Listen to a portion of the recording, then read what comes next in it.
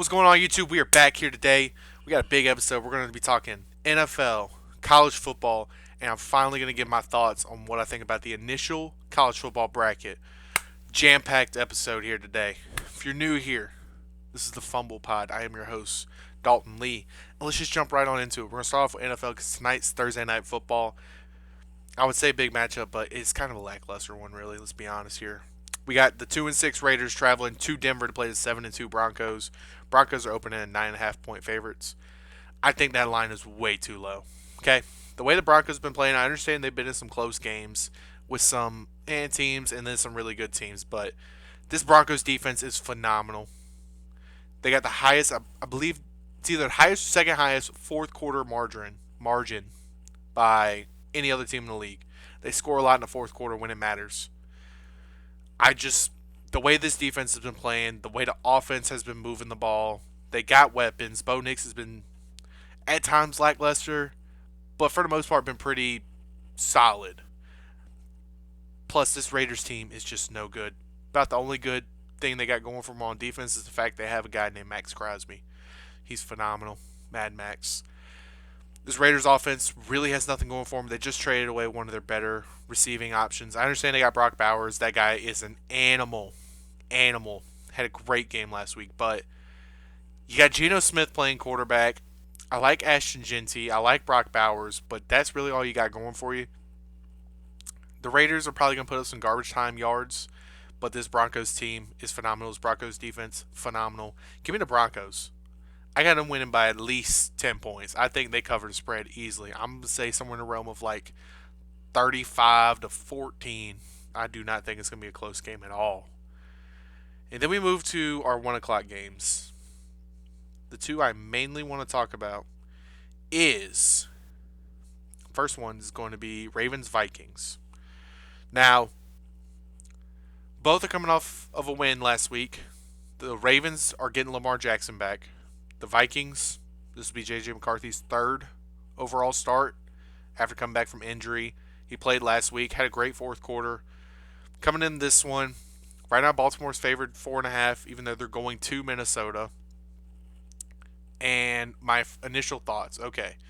So, Ravens defense hadn't been great all year. They were better last week, but they were playing against a lackluster Dolphins team that really was getting in their own way.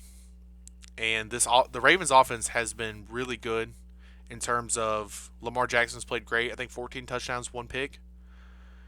I understand he missed some time with an injury, but he's been putting the team on his back. They still got Derrick Henry who can still, do his job. I don't think he's Derrick Henry of old, but he can still get it done and be efficient. And if you got Lamar Jackson playing quarterback, you're going to be in any and every game.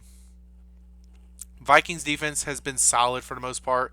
They've had their flaws at times, but they've had times. I hate when we stumble over words. They've had other times where they've just really been great, but they've been so up and down. They're being coached by Brian Flores, so I know they're well coached. It's just been going to be a matter of, can they get stops when need be? And the other thing is, can they play complementary football in terms of what does their offense do? Aaron Jones is kind of banged up. I don't know if he's going to play. You got Jordan Mason. And you still are trying to work in J.J. McCarthy to get comfortable. But even with whether he's comfortable or not, you have Justin Jefferson. You have Jordan Addison. You got T.J. Hawkinson. Jordan Mason's no bum. And if Aaron Jones does play, you got him and Jordan Mason behind a pretty good offensive line. I'm gonna take the upset here. I'm gonna take Minnesota 27-24, just like they did last week against the Lions. This time at home. Just something with, if you put JJ McCarthy in these close games late, he just finds ways to make plays and almost go nuclear in the fourth quarter. I think it's gonna be a great game though. I think him and Lamar are gonna look really good. Something about Minnesota right now. I think Lamar's not his magic. I think he's going to be just fine and do great in this game, but he can't carry this team. That defense has been, for the most part, pretty bad, and I think it's going to be still bad this week. Give me the Vikings by 3. And then the other 1 o'clock game. This one's going to be, I think, really good, and Vegas thinks so too. You got the 7-2 New England Patriots traveling to Tampa Bay, 6-2. I'm just right now Tampa's a 2.5 point favorite. I think this is gonna be one of two things. This is gonna be a grinded out game, or there's gonna be a lot of points. I'm leaning towards a lot of points. You got two quarterbacks that are playing at arguably MVP level.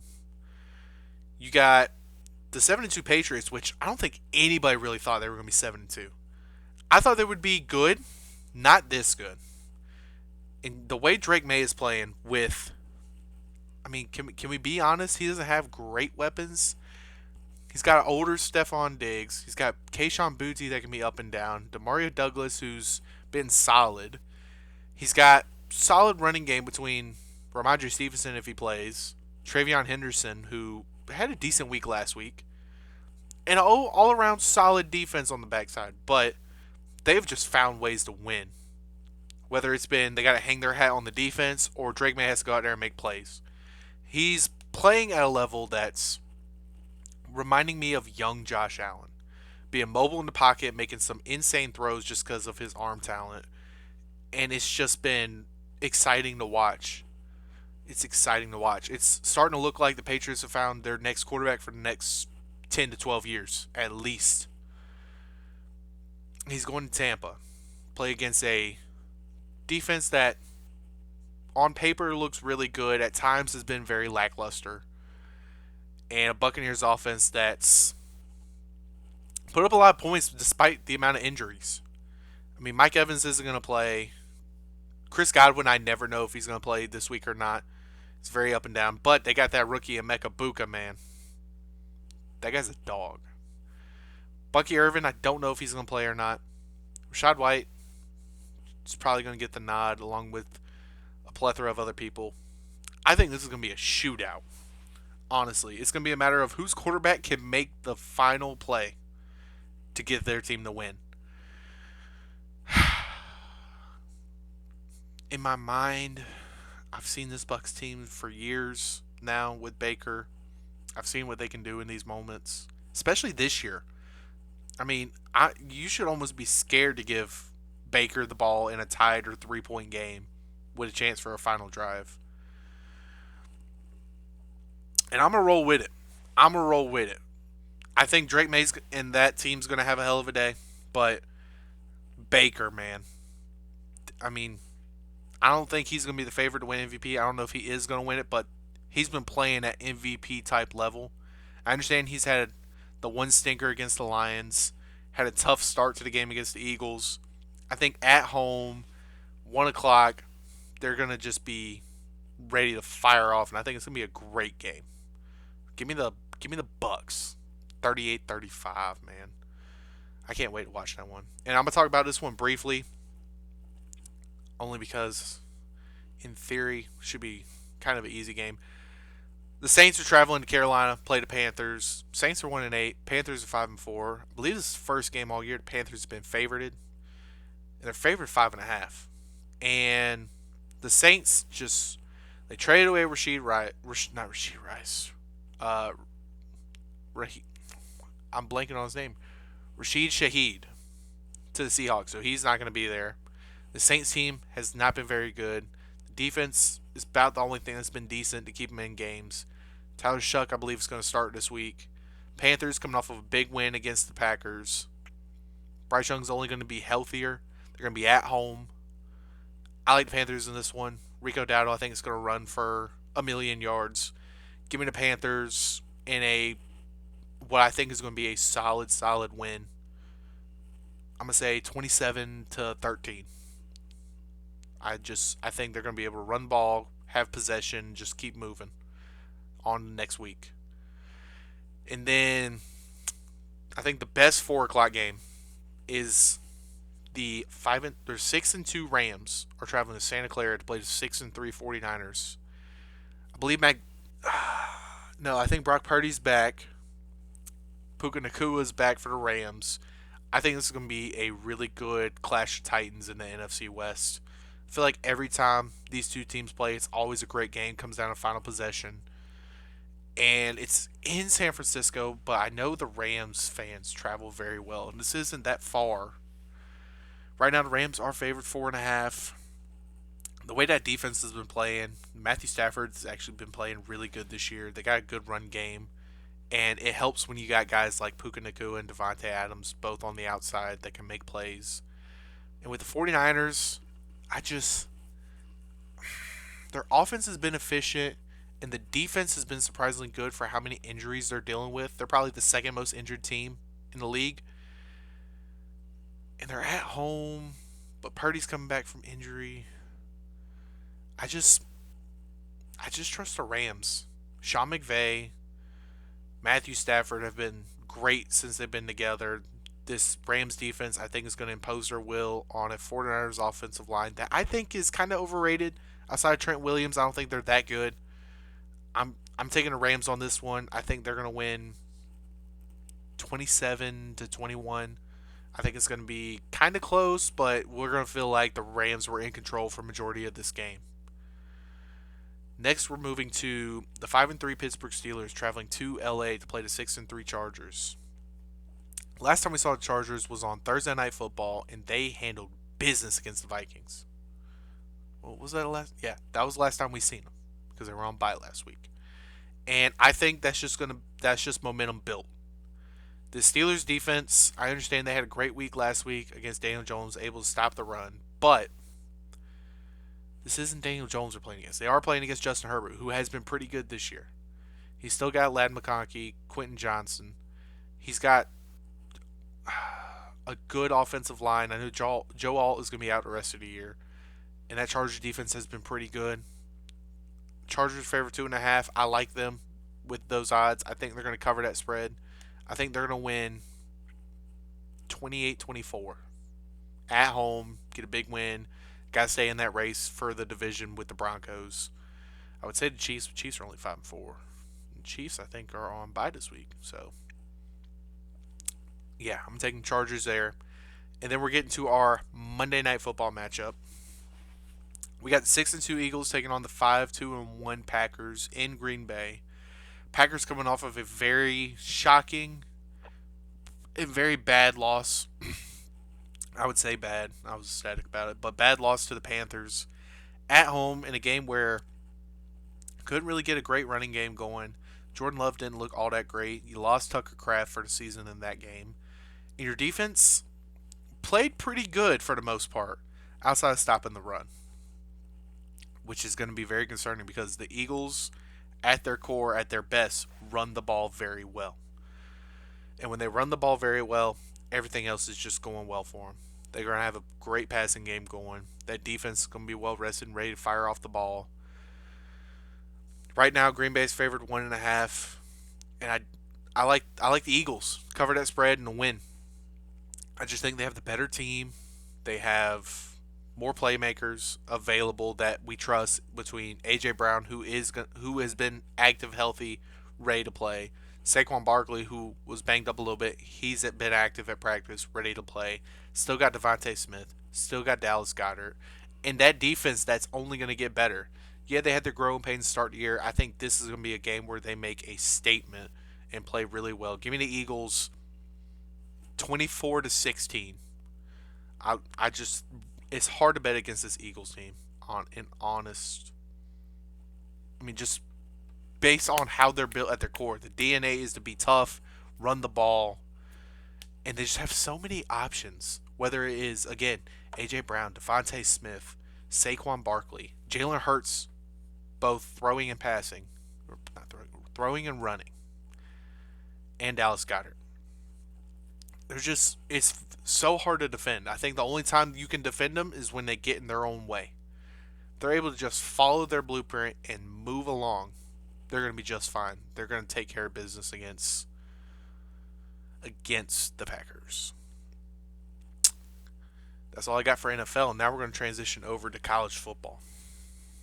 And this week, I'm going to talk about the games that are coming up first, and then I'm going to swing back around and talk about this playoff bracket because I'm going to talk about these games and how the bracket looks now and how some of these games will affect the bracket.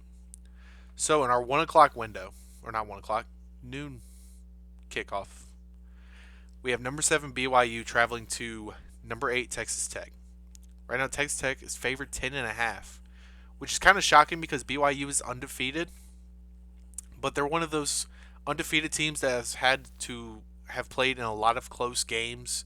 They had to go to overtime against Utah and win. They've had some games where they've been really close. And this Texas Tech team has gotten healthy again. They got their starting quarterback, Morton, back. They got arguably one of the best defensive lines in the country. They're at home. This is gonna be a big game in terms of probably the winner is definitely going to their conference championship.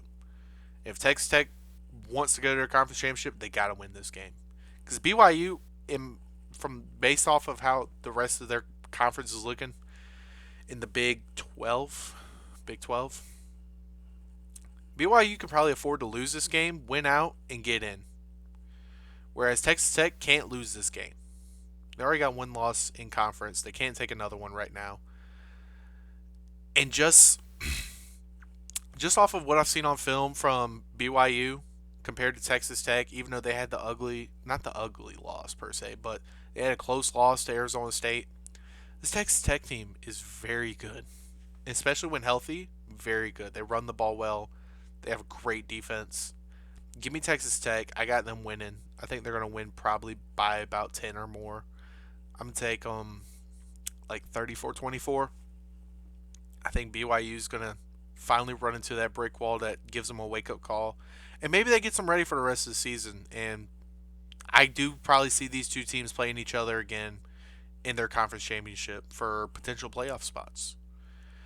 Next, we got two 3:30 games that I'm going to talk about. So first, it's number 3 Texas A&M going to Missouri to play Mizzou.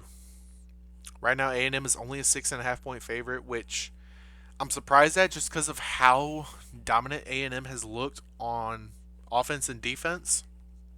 But it's more of a tip of the hat to how deep the SEC is. But Missouri's going to play their backup. Bo Pribula's out.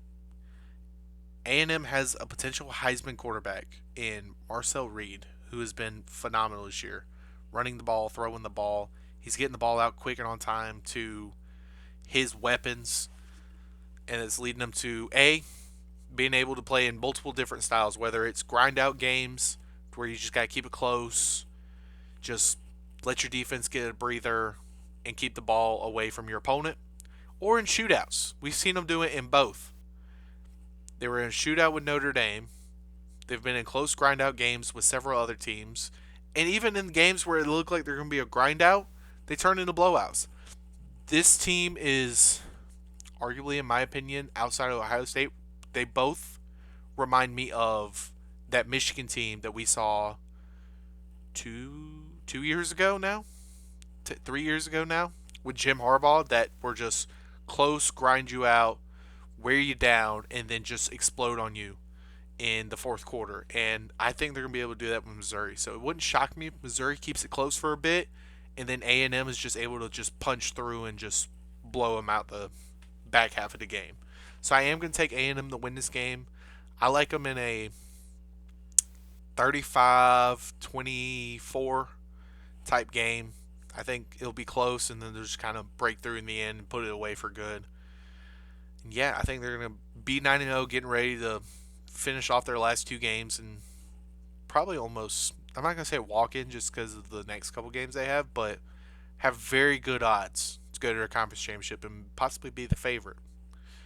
Then the other 3:30 game, it's number 9 Oregon traveling to number 20 Iowa. Right now, Oregon is a 6.5-point favorite, but this Iowa defense is very good. The offense has been a little more consistent than in years past, but Iowa's at home, and the type of weather they're saying they're going to have is going to be a ugly looking game. It's going to be a lot of rain, potential sleet, and I know Oregon has that type of weather, but they're having to travel. It almost has sort of trap game vibes. I think if Oregon's able to establish a run game and limit Iowa's possessions, I like them here.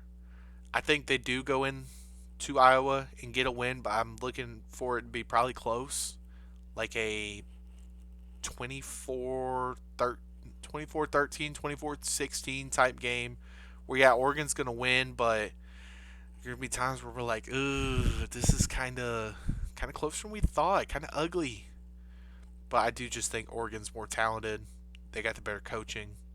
I think they are just going to flex their talent and just go in there and be able to get a gritty, ugly win and keep their playoff hopes very much alive.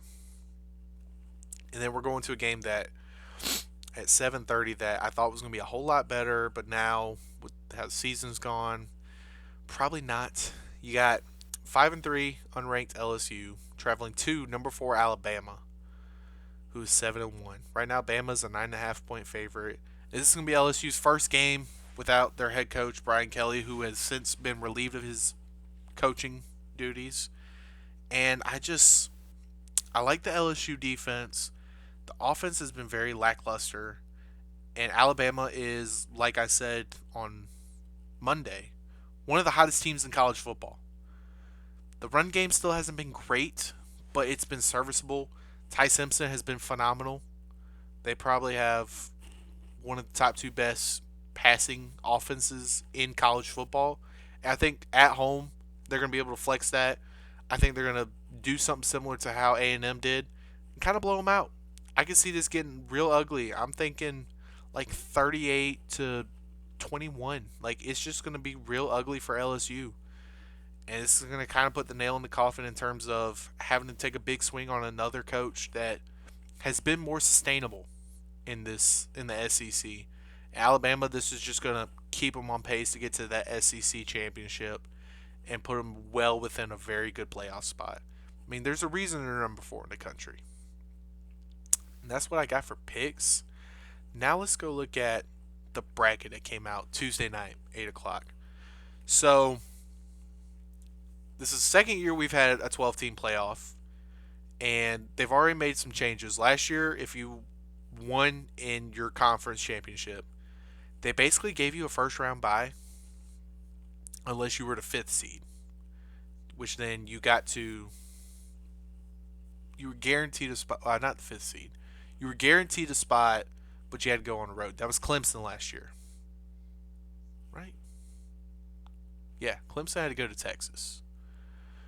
But I don't think they were a 12 seed, though. I think they were a little higher. But this year they've kind of changed it up.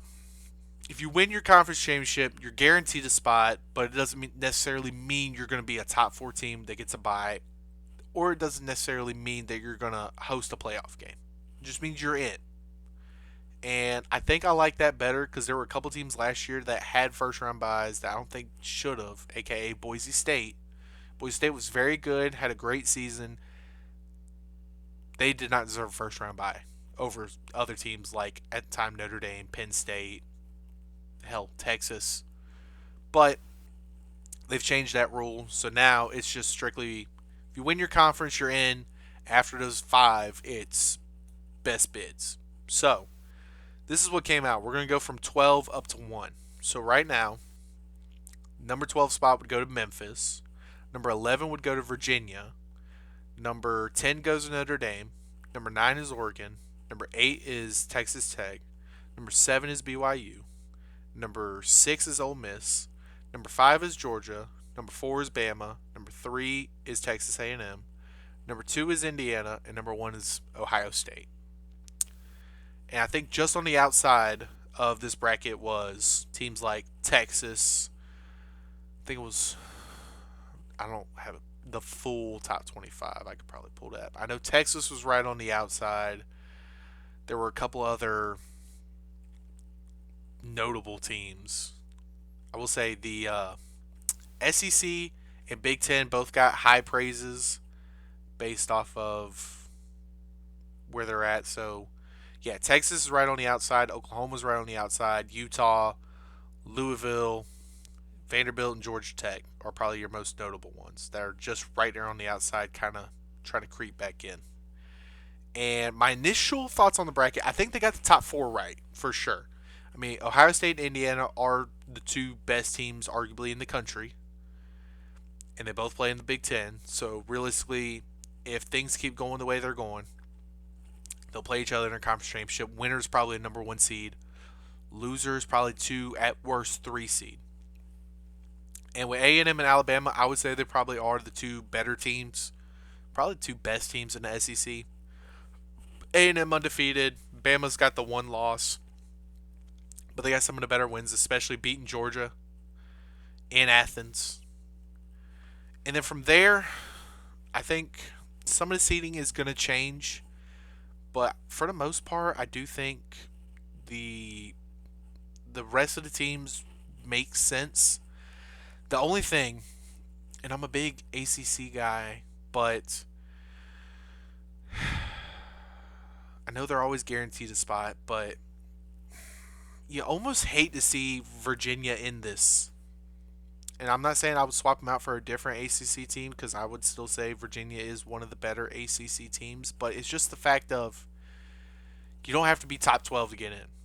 If you're, because you already know a guaranteed spot's going to the ACC, guaranteed spot's going to top, the other fifth best conference winner, which in this case would be Memphis. And it's like, because you hear top 12 and you always think, okay, you're getting the best 12 teams. Memphis and Virginia are not top 12 worthy teams, right? If we were to put Memphis and Virginia, let's say, Virginia has to play Texas and Memphis has to play, you could say Oklahoma or Utah. Memphis and Virginia are probably going to lose those games, just realistically speaking, right? And sure, that's a knock on the ACC. The ACC is kind of weak in the way that things have fallen right now, with Clemson being abysmal, Florida State being abysmal, Miami losing back-to-back weeks. You're looking at your better teams being Virginia, Pitt, Louisville, and Duke, just based off of your conference records. And with the rest, and SMU, and with the way the rest of all those team schedules go, half of them are going to be eating at each other. So it's not like there's one true dominant ACC team like there has been in years past, where it was normally like Clemson when they were competing for national championships, or a year where Florida State was back competing for national championships, or back in the day when Miami was truly the Miami we knew and feared. And then throw in teams like, Memphis. Last year you had Boise State. Like, yes, I love it in terms of the ability to allow maybe a quote unquote smaller program have the ability to build up and make their way into the big dance, kind of like in March Madness vibes, and have a chance to maybe win. But it really doesn't work like that often in college football. Yeah, you got the big upsets every now and then, but more times than not, you can look at who's the better team, and more likely they're going to win just based off of pure talent, pure size, speed, coaching, especially in a day and age where the bigger budgets have the better players, better coaches. More times than not, they win more. So having teams like Memphis and Virginia in here, I mean, is kind of, I don't want to say a bye week for a Georgia or Ole Miss, because in theory you can win any given Saturday, any given Sunday. But I mean, to put them against just the number 3 and 4 teams in the SEC, it's going to be, those are going to be quick playoff games where we're like, oh, okay, and turn it off. Kind of like how SMU and Penn State was last year. Or when Penn State got to the second round and played Boise State, and Boise State really didn't have a chance. They had a chance in the first half, but after Penn State was able to start running the ball, it just wasn't even close. But I will say, for the most part, based off of what we've seen, the playoff committee is very big on crucial things. A, how well has your conference been through and through the year?